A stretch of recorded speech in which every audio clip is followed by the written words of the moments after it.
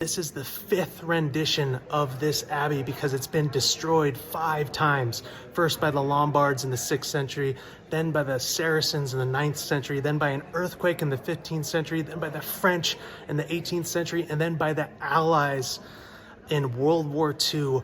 Bombed this place to hell. Very controversial part of World War II history because many people still believe to this day that this place did not need to be bombed, and it was an error by the Allies to bomb such a historic site. Okay, we're in Italy, right? So there's so many Roman Catholic sites to see. There's 2 ways you can become a priest. First of all, you can become a diocesan priest, which is the normal priest that preaches like in the churches, or you can be part of a religious order. And there's basically a big 3 religious orders. You've got the Dominicans, which are the total nerds of theology. You got the Franciscans, which are basically like super nice and caring, and they take vows of poverty and everything.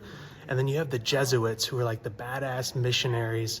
And then after those big 3, you got the 4th one that mostly everyone mentions are the Benedictines, and that is named after Saint Benedict, who founded this abbey. Of the big 3, the Dominicans and the Franciscans were made in the 13th century, and then the Jesuits were made in the 16th century. The Benedictines are way earlier, back in the 6th century with Saint Benedict. Anyways, also in contrast to the big 3, which are mendicant orders, which literally means beggar, the Benedictines are a monastic order, which comes from the Greek mono, which just means by themselves. These Benedictine monks are expected to take their vows and stay in one place forever, their monastery. So the Benedictines are one of the earliest religious orders, and at that time, no one really knows how to be a religious order. So Saint Benedict makes a bunch of rules called the Rules of Saint Benedict, and they are put to the test here, and it's how to be a monastic order.